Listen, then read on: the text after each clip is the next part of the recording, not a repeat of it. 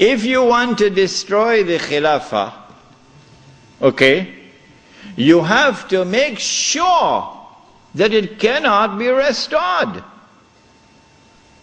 How can you take the entire world of Islam with so many ulama and ensure that not only is the Khilafah destroyed, but it cannot be restored? That's a tall order. How to do it?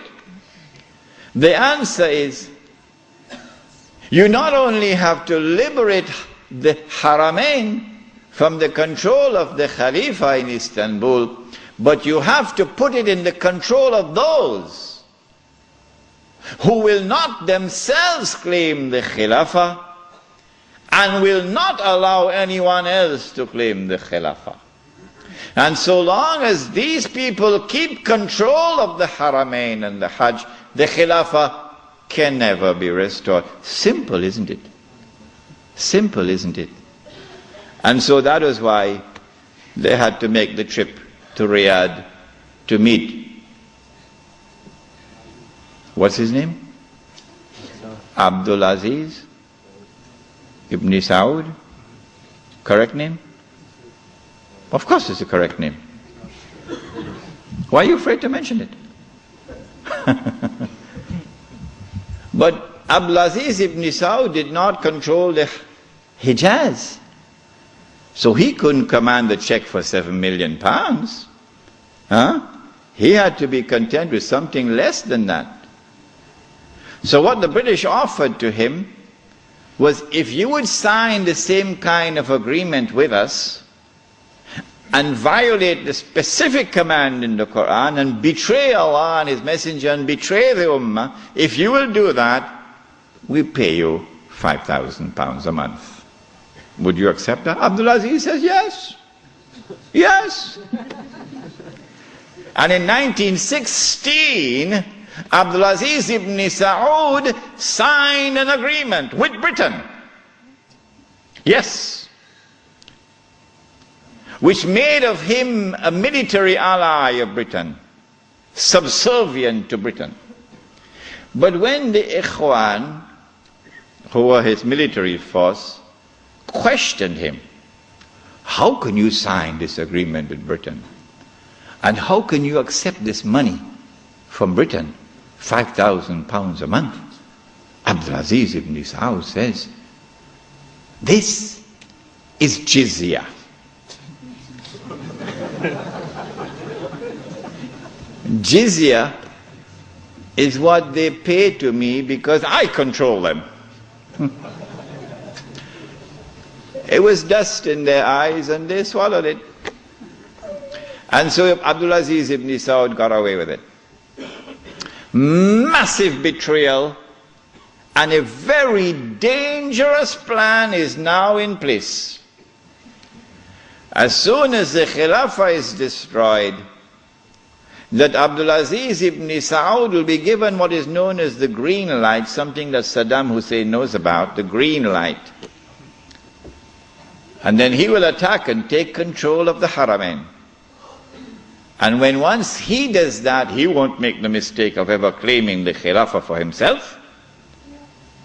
And he will never allow anyone else to claim the Khilafah, because no one else can take the control of the Hijaz and the Haramain from them, because they are supported by Britain. And so goodbye to the Khilafah. It's gone. It can never be restored. Never, never, never be restored.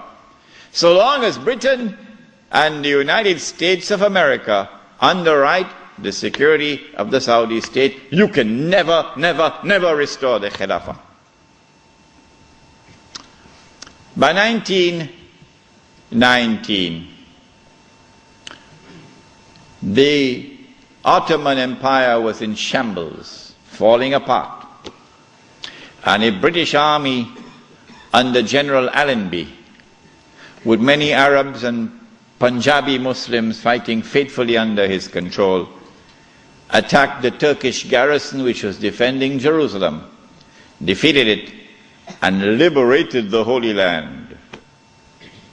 This was a joyous day for the Jews, because now the countdown is really moving forward and the golden age is coming back. In the same 1919, when the Ottoman Empire is collapsing and it is losing all its non-Turkish possessions, all the Arab parts of the Ottoman Empire are falling away, the Greek army now invades the Turkish mainland, Anatolia. And the Turkish people now have a tremendous fright in their hearts, because the Greeks hate them with a PhD in hatred. So Britain now has to create a Turkish general who would appear to the Turkish people as a savior who has come down from the heavens with his hands resting on the wings of angels to save the Turkish people.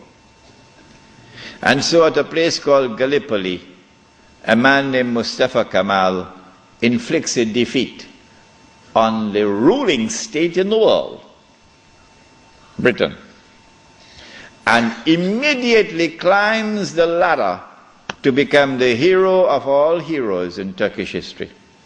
Very convenient, isn't it? Mustafa Kemal now takes over. He is in fact de facto ruler over the Ottoman Empire, and the Khalifa is just a piece of furniture.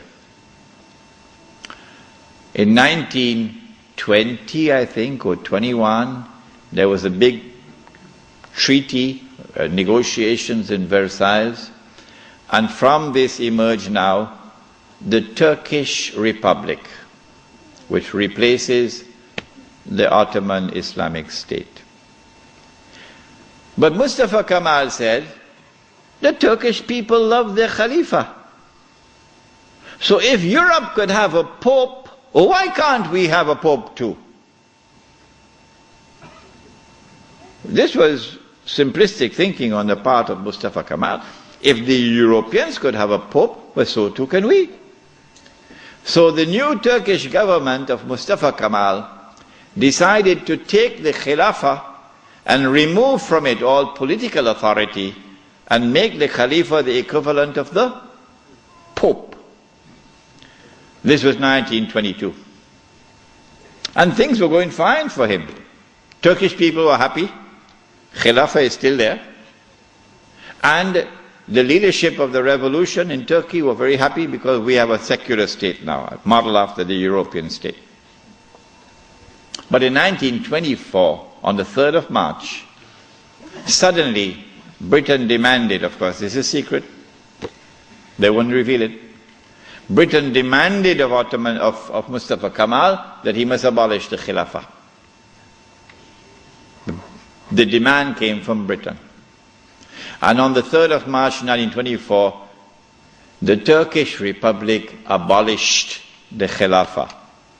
The question we have to ask is, why did they do it when there was no need to do it? Nothing. It represented no threat whatsoever to the secular Turkish Republic. The answer for the abolition of the Khilafah on the 3rd of March 1924 is located in a place called India. But even the Indian scholars of Islam are not aware of it. Even they are not aware of it.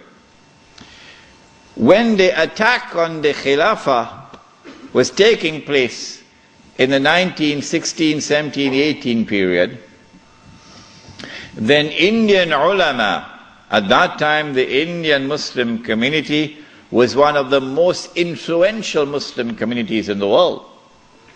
And the Indian Muslim community was led by leaders who knew Islam and lived Islam. Men like Maulana Muhammad Ali Jawhar, Maulana Shaukat Ali, Maulana Sayyid Sulaiman Nadwi, Mufti Kifayatullah, men who knew Islam and lived Islam. And they wanted to get rid of British imperial rule in India, so that when they got rid of the British, they could restore Islamic rule over Muslims. That's all they wanted. Get rid of the British and restore Islamic rule over Muslims. And they realized that they could mobilize the Muslim masses of India over this issue of the Khilafah, because everybody loved the Khilafah. And so they established a movement which they call the Khilafat movement, Harakatul Khilafah, the Khilafat movement. When they established the Khilafat movement and it began to mobilize the Muslim masses, the body which was sleeping is now waking up for revolutionary struggle to preserve the Khilafah in Istanbul. The leader of the Hindus realized, but wait a minute, the Muslims want the same thing that we want.